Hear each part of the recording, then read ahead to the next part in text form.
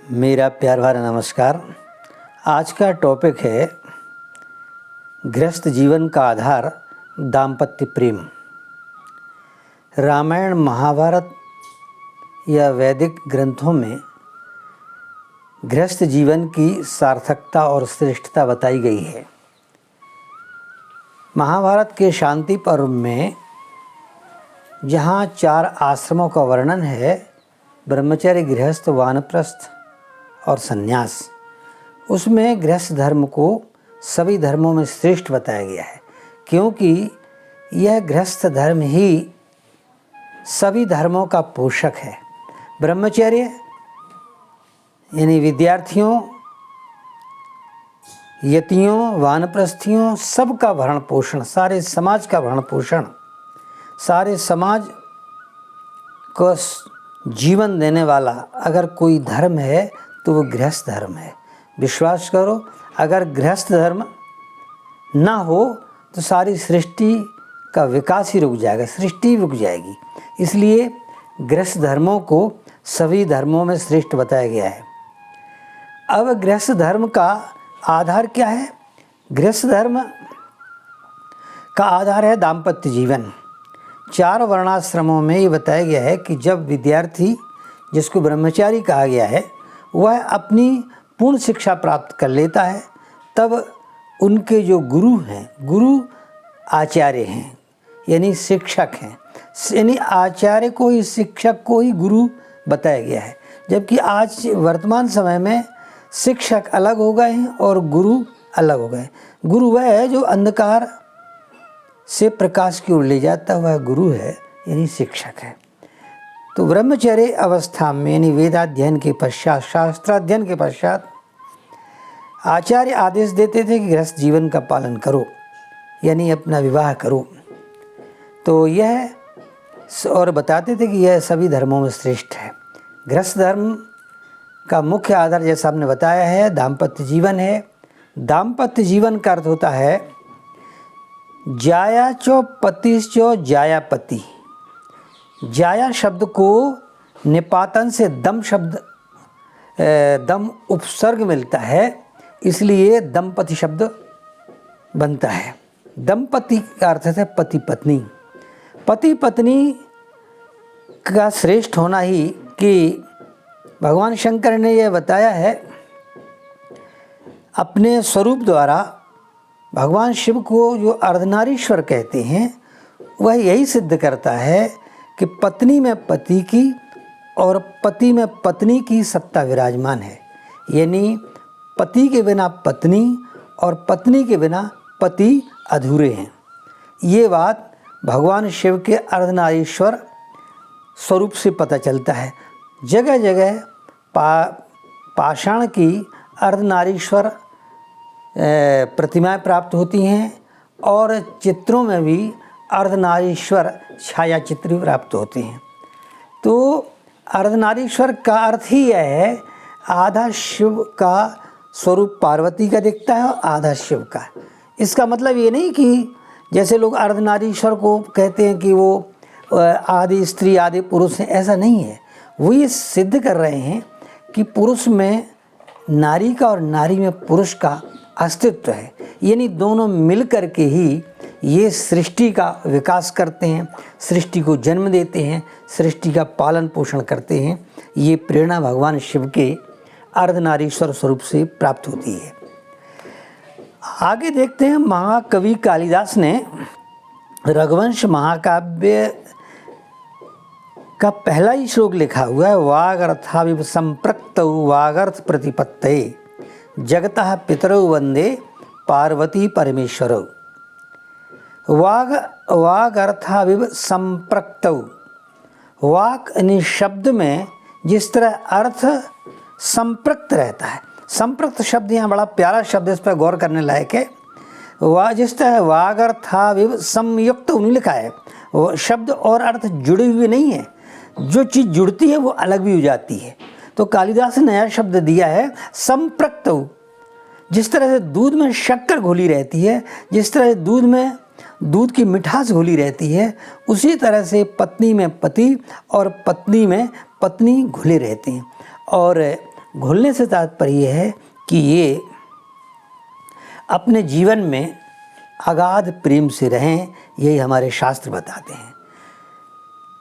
रामायण महाकाव्य जो महर्षि वाल्मीकि ने लिखा है, गोस्वामी तुलसीदास जी ने रामचरितमानस लिखा है, उसमें उन्होंने माता अनुसुईया के माध्यम से सीता जी को उपदेश दिया है। उसमें आदर्श नारी के स्वरूप का वर्णन किया है कि श्रेष्ठ नारियां होती हैं, जो पतिव्रता नारियां होती कैसी होती हैं, उस तरह से उन्होंने 4 प्रकार की नारियों का स्वरूप बताया हुआ है। जो गुरु वशिष्ठ की पत्नी अरुंधति हैं, वो भी जब सीता जी वनगमन श्री राम जी के साथ करती हैं, राम जी के साथ वनगमन का जो निर्णय ले लेती हैं, उस निश्चय को देख करके प्रसन्नतापूर्वक माता अरुंधति सीता जी को ये आशीर्वाद देती, वरदान देती कि हे सीते, इस धरती पर जब जब पतिव्रता स्त्रियों की चर्चा होगी तब आपका नाम अग्रगण्य रूप से लिया जाएगा। और वो सीता जी को पतिव्रत धर्म का उपदेश देती हैं। माता सीता वनवास जाने के समय, यद्यपि भगवान राम को वनवास हुआ था, सीता जी को नहीं हुआ था, और भगवान राम भी कहते हैं कि तुम जो है आयसु मोर सास सेवकाई, सब विधि भामिन भवन भलाई। भगवान राम सीता जी से कहते हैं कि हे सीते, मेरी आज्ञा है कि तुम यहाँ रह कर के और अपने सासों की, ससुर की, इनकी सेवा करो, और वन हमें जाना है, हमें वन का आदेश है, हम वन में रहेंगे, तुम यहीं रहो, इसी में तुम्हारी भलाई है। तो सीता जी कहती हैं, जिय विन देह नदी विन वारी, तैसे ही नाथ पुरुष विन नारी। जिस तरह से प्राण के बिना शरीर का अस्तित्व नहीं होता है, वारी के बिना नदी का अस्तित्व नहीं होता है, उसी तरह से पति के बिना पत्नी का अस्तित्व नहीं होता है, समाज में सम्माननीय नहीं होती है। इसलिए उन्होंने साथ चलने की बात कही है। और वो भगवान राम के साथ ही माता सीता वन गईं, और उन्होंने अपने जीवन में यह पग पग पर उपदेश दिया है कि दाम्पत्य जीवन का प्रेम ही इस सृष्टि का विकास है। माता कौशल्या, सुमित्रा आदि के आदर्श दाम्पत्य जीवन के प्रेम के बारे में बताते हैं। और दाम्पत्य जीवन में मुख्य आधार क्या है?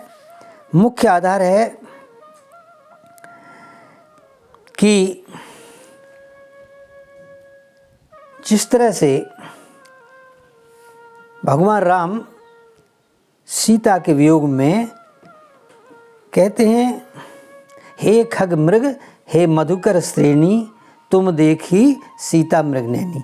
यानी वो वन में सीता जी के हरण के बाद खोजते हैं, तो वह उनकी जो वेदना है वह यह सिद्ध करती है कि दाम्पत्य जीवन इस सृष्टि का प्रमुख भाव है, और उसके बिना यह सृष्टि अधूरी है। और यही भारतीय संस्कृति। गृहस्थ जीवन में यह दाम्पत्य जीवन को सुख में बनाने के लिए कुछ बातें जानना भी हमें अपने ग्रंथों से लेना चाहिए, जानना चाहिए। वो ये हैं कि पूरे रामचरितमानस को जब पढ़ते हैं तो कहीं भी न केवल सीता जी का, आप देखेंगे कि असुरों में, राक्षसों में भी मंदोदरी, सुलोचना आदि नारियां भी अपने पतियों से बड़े मधुर वचन बोलती हैं। और प्रशंसनीय बात ये भी है, आप गौर करेंगे कि रावण आदि असुरों को महान क्रोधी, अहंकारी ऐसा बताया गया है, लेकिन वे भी अपनी पत्नियों से बोलते हैं, बड़े मधुर वचन बोलते हैं। इसके लिए आप रामायण महाकाव्य पढ़ सकते हैं। एक राम और सीता के संवाद तो हम सभी जानते हैं कि वो बहुत ही मधुर रहे हैं, और उनके संवाद पढ़ते हैं। लेकिन हम आपको यही बताते हैं कि जब रावण युद्ध करने के लिए सम्रांगण में, युद्ध के लिए युद्ध मैदान में जाते हैं, तो मंदोदरी समझाती हैं। यद्यपि उनको माल्यवंत और भी कालनेमी, मारीच कुंभकर्ण, मेघनाथ सभी समझाते हैं कि युद्ध करना ठीक नहीं है, तुमने युद्ध करके अच्छा नहीं किया है, आप युद्ध से वापस ले लीजिए, समझौता कर लीजिए। तो रावण सबसे, जिनके नाम लिए गए, सबसे गुस्सा हो जाते हैं, नाराज़ हो जाता है। लेकिन जब मंदोदरी बोलती हैं तो रामायण को आप पढ़ सकते हैं। जब मंदोदरी ने कहा कि आप उन जो तपस्वी हैं, राम लक्ष्मण हैं, उन्होंने बड़े बड़े असुरों को मार दिया है, तो वो साधारण मनुष्य नहीं है। आपने सीता का हरण करके भी अनुचित कार्य किया है। आपकी भलाई ये है कि आप उनसे समझौता कर लीजिए, जिससे हम लोग विनाश से बच जाएंगे।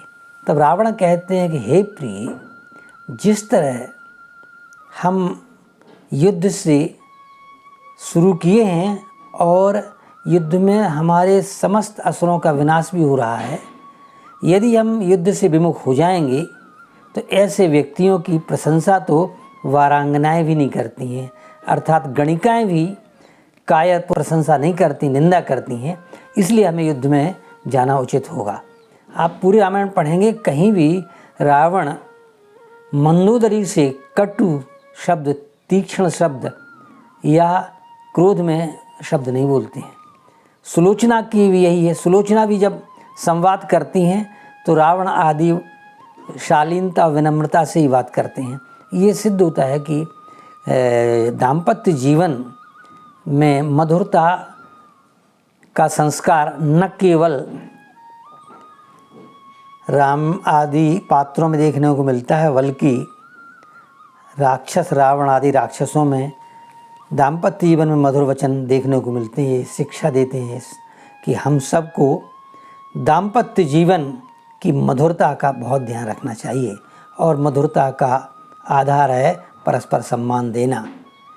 पति पत्नी में शास्त्र कहते हैं न कोई बड़ा होता है, न कोई किसी से छोटा, दोनों समान होते हैं। बस ये है कि जो वेद की वाणी कि ना हम वही भगवान, हम बड़े नहीं हैं, तुम बड़े हो। और वो पत्नी भी बोले कि हम बड़े नहीं, तुम हो, यही पत्नी बोले। यही सुख का आधार है। और